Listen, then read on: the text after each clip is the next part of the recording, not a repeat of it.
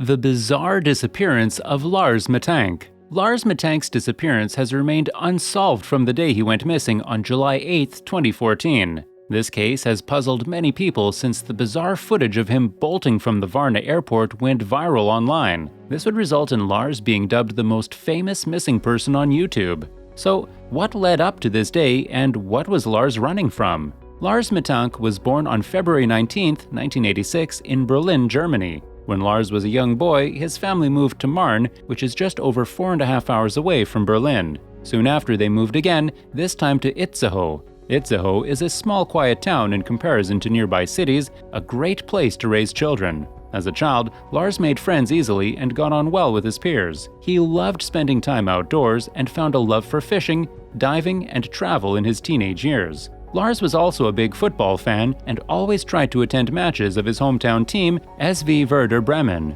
As an adult, Lars was a hard worker who loved his family and was known by many as an easygoing man. Lars worked hard to gain his qualifications to become a power plant operator. He decided to not go down the four-year university path and rather did advanced courses focused specifically on this trade. Lars excelled in his courses and finished with top marks. It isn't surprising that a job presented itself quickly, and he was employed at the Wilhelmshaven power plant. The only unfortunate thing about this job was that it moved him 150 kilometers away from Itzehoe and his family. But this didn't worry Lars. He was great at keeping in contact with everyone. Sadly, in 2012, Lars' father suffered a stroke. This meant that he would now need round-the-clock care, and in a true show of his love for family, Lars traveled home between weekend shifts to help his mother care for his father. That was the type of person Lars was, always putting others' needs before himself. Things carried on well for Lars until 2014. He still attended football matches as often as he could and had a healthy relationship with his girlfriend of several years. Everything was going well for him up until the Bulgaria trip, that is. In the summer months of 2014, Lars decided he needed a holiday. Life was good, but it was also stressful. Working full-time as an engineer and trying to care for his father at the same time couldn't have been easy on him. On the 30th of June 2014, 28-year-old Lars Mittank traveled to Varna, Bulgaria, with a group of 5 friends. 3 of these friends he had known from childhood and the other 2 from school. But it wasn't Lars who planned this trip. His friends already had the holiday booked, and while it wasn't Lars's usual sporty, fishing or diving vacation, he decided to go nonetheless.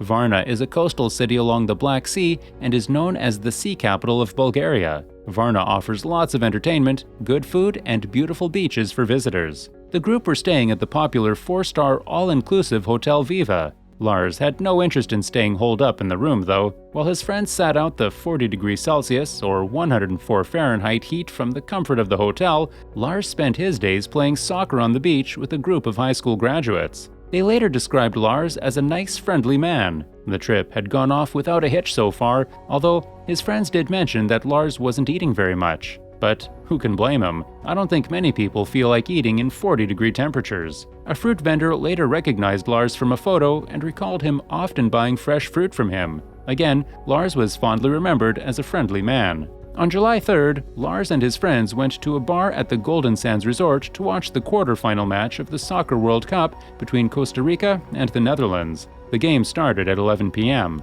The bar had been done up with different flags decorating the tables. Lars, of course, had his Werder Bremen shirt on, and after a few drinks, he started to swap flags onto different tables. Everyone was having a good time, except for a group of Bavarian soccer fans. Like the group Lars had been playing soccer on the beach with, this group were also recent high school graduates. There was some sort of altercation between the two, but nothing that serious. Lars's group had a good night and only left the bar at around 4 a.m. the next morning. 2 of his friends wanted to go to a nearby McDonald's, but Lars declined the offer and said he was happy to make the 1-kilometer walk back to the hotel. While on his way back, Lars was jumped by a group of Russians or Bulgarians, according to him. He later theorized that it had been the Bayern fans who hired the men to beat him up. Apparently, they had said something along the lines of, "In Bulgaria, it is easy to hire someone to beat someone for a little money." Lars hadn't been seriously injured, but he did receive a hard blow to his ear. After sleeping until midday, Lars phoned his girlfriend and told her about the incident and his aching ear. She asked him multiple times to please go and see a doctor, understandably worried about what had happened, but Lars brushed it off as he didn't think a doctor would be open on the weekend. He also hoped his ear would return to normal fairly quickly. That evening, the group went out again together and then spent the final 2 days of the holiday relaxing. July 7th was checkout day for the group. Lars's ear still hadn't healed up at this point, and he was nervous of flying home. His hearing was important for his job as a power plant worker, and he didn't want to jeopardize this. He decided to take a taxi with a friend to a local doctor. After the examination, the doctor says Lars absolutely cannot fly home. He has a ruptured eardrum, and the pressure of the plane would lead to permanent hearing damage. Lars was referred to St. Anna Hospital in Varna. Before heading to the hospital, Lars wanted to talk to his group about how best to proceed. They all offered to extend their stay so that Lars didn't need to stay alone in Bulgaria, but Lars insisted that he would be fine. A shuttle picked up the five from the hotel and drove them to the airport. Lars took another cab to St. Anna Hospital. But the appointment was bizarre. He entered the consult room with an ENT specialist and was examined. According to Lars, the doctor called him an offensive word and made no effort to communicate with Lars. Even though he wasn't admitted, he still had to pay a €60 bill. He was, however, prescribed the antibiotic Cefzil 500. Close to 10 p.m. that evening, Lars takes a cab to a pharmacy. The prescription stipulated 20 pills of the antibiotic, but because this pharmacy only had 10, Lars had to get the remaining amount at a second pharmacy. Once he was back in the cab, he asked the driver to take him to any cheap hotel. Because it was the holiday season in Varna, all the good hotels were fully booked, so Lars was taken to Hotel Color. They arrived here at 10:20 p.m. The hotel was located in a fairly remote area. Lars initially wanted to go to a close-by store to get something to drink, but decided not to after spotting some men lingering outside. He paid the cab driver for his time and headed into the hotel to check in. He later told his mother that the man behind the counter had written down his credit card information, which struck him as odd. Once settled in his room, Lars headed down to the hotel bar for some water to wash down his Cefzil tablets. The first sign of strange behavior started soon after. At 11 p.m., he called his mother from the hotel and asked her to charge his cell phone with some money, which she gladly did. The phone he had taken with him on the trip had not been a new smartphone, but an old cell phone that didn't have the best battery life. Sandra later recalled that Lars seemed unsettled during the call. He told her he had gotten into an argument with soccer fans and he was hit in the ear. He then mentioned that the doctor had mocked and laughed at him and asked his mom to call foreign health insurance so that he could be brought home with patient transport. After completing the task, Sandra rang her son again. Lars was no better though. He told his mom something was going on with the hotel and that he needed to get away from it quickly. He also asked her to cancel his credit card and told her about the man at the desk copying the information. The card could be unblocked once he was home, he said. Sandra then phoned the bank and they told her once the card is blocked, Lars will not be able to unblock it easily if he needed money. She then spoke to Lars a third time and told him this, but he insisted she block the card as he had enough cash. Sandra asked Lars to get some sleep because the next few days will be tiring for him traveling home. But Lars didn't go to sleep. He called Sandra again soon after. He told her something was wrong with the hotel. Sandra believes Lars thought it was bugged as he was speaking in a hushed tone. He ended the call by saying, "I have to get out of here." He called Sandra once more in the early hours of July 8th, telling her that he was being pursued by 4 men. He spoke in a whisper and said he was hiding from them. In his own words, he was high up and could fall down. This is possibly the time that he was seen on hotel CCTV to be hiding in the elevator for an extended period of time. At 3:06 a.m., Lars messaged his mom, "Cefzil 500, what is that?" Followed by another message at 3:15 a.m., "Cefzil 500, what is this?" Sandra didn't call him as she didn't want his cell phone to make a noise if he was in fact hiding. Instead, she booked him a flight for late that day. It was due to leave Varna Airport at 4:20 that afternoon and arrive in Hamburg at 9:45 that evening. Sandra was unable to sleep all night, worrying about Lars. Lars still hadn't gotten any sleep, and at some stage after his messages to his mom, he had hailed a cab wildly from the street. The cab driver already had a female passenger in the vehicle, but was happy to drop Lars off at the airport. He was dropped off shortly after 5 a.m., July 8th. Both the passenger and cab driver noted that Lars's pupils were noticeably dilated. He phoned his mom soon after arriving to tell her he was glad to be there and how he had made it there, before asking her to send him some money. His battery was running low, so he didn't ramble or make small talk, just told her exactly how to send him money via Western Union.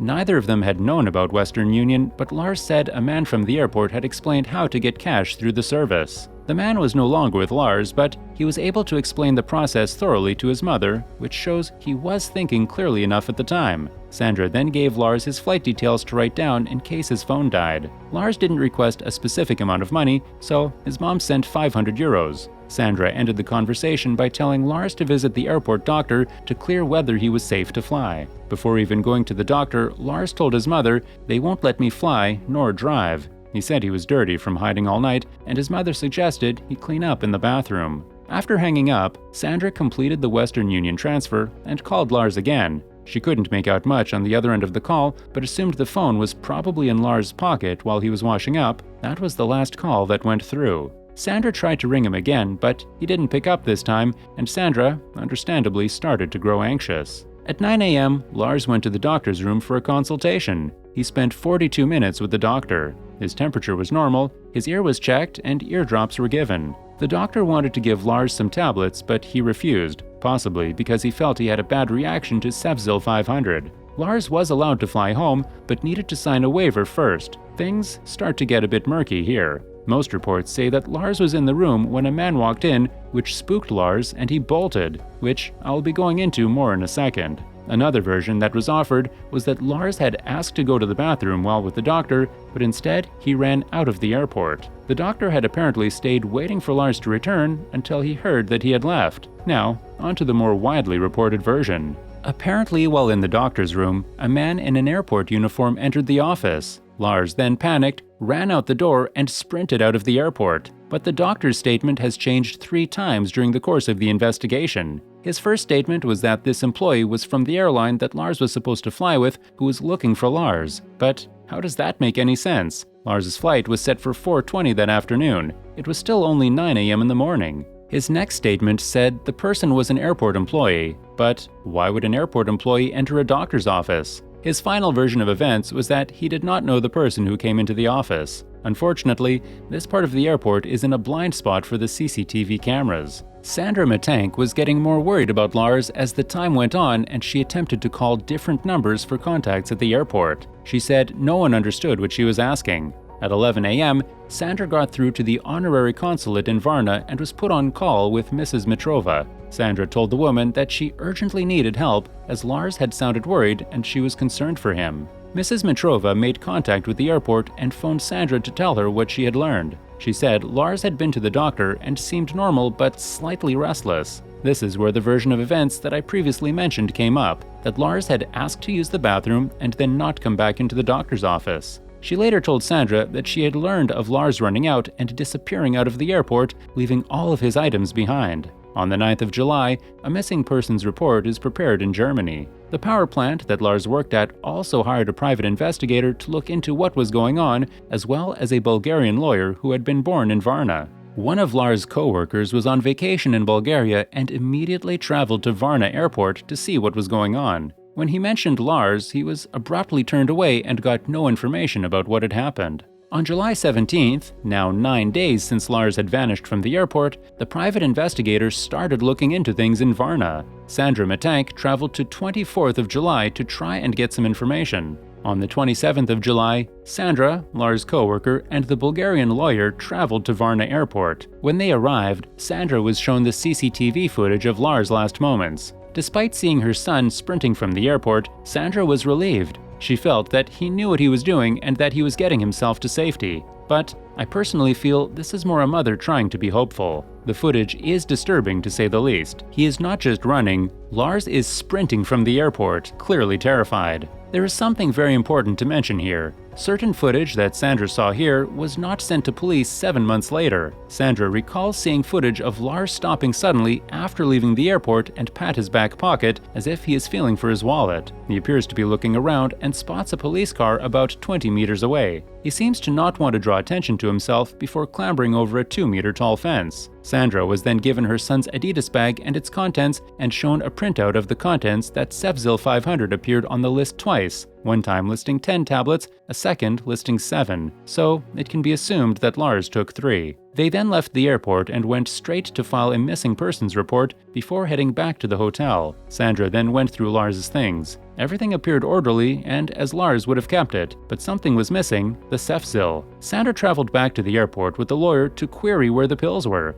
Instead of any answer, they were handed the same list back, but this time, Cefzil wasn't listed. Sandra was shocked, and thankfully she had shown the lawyer the Cefzil listed the day before. Sandra freaked out at this point, feeling very overwhelmed. What on earth was going on here? She then got rid of her lawyer, who she felt was acting strangely towards the situation. He was dismissive of everything she said, and later told her contacts of his advised them to stop looking. This case truly is bizarre. Without trying to sound like a conspiracy theorist, why does it seem that so many people were trying to stop the investigation? Why did the doctor's statements change 3 times, and why did the police receive different footage to what Sandra viewed? Now, for possible theories. Maybe Lars' injury was more serious than a burst eardrum. Maybe he had suffered from a severe enough head injury that hadn't been identified at the hospital like it should have been. A bad enough blow to the head has been documented to affect character, mood, induce panic, and in severe cases, cause psychosis. Maybe he suffered amnesia and forgot who he was and became confused. But surely, if this was the case, someone would have found him close by. One of the most believed theories is that Lars suffered from an adverse reaction to the Cefzil. The active substance of Cefzil is cefprozil, something not commonly prescribed in Lars' native Germany. It is a strong antibiotic with more potential side effects than other comparative antibiotics. Side effects of paranoia and hallucinations are rare, but possible. Another possibility points to Lars having developed schizophrenia. The ages for symptoms starting are more commonly 16 to late 20s. This would make Lars at the late end in terms of age. But there is not history of mental health issues in Lars' family, which also makes this unlikely. Some theorize that everything happened in the perfect storm, so to say. Lars' life back home was stressful. He then went on a holiday where he had been beaten up, had a weird interaction with a doctor, side effects from a strong antibiotic, being left alone in a country he wasn't familiar with, and it simply all became too much, and he had a mental break. Some people choose to believe that Lars was in fact running from someone. Maybe he wasn't paranoid. Maybe a group of people were following him. I don't feel this is the most likely explanation, but I won't deny the strangeness of events after his disappearance. Until a body is discovered and Lars is able to be laid to rest, his family still hold out hope that one day their son will come home. What do you think happened in the bizarre disappearance of Lars Mittank?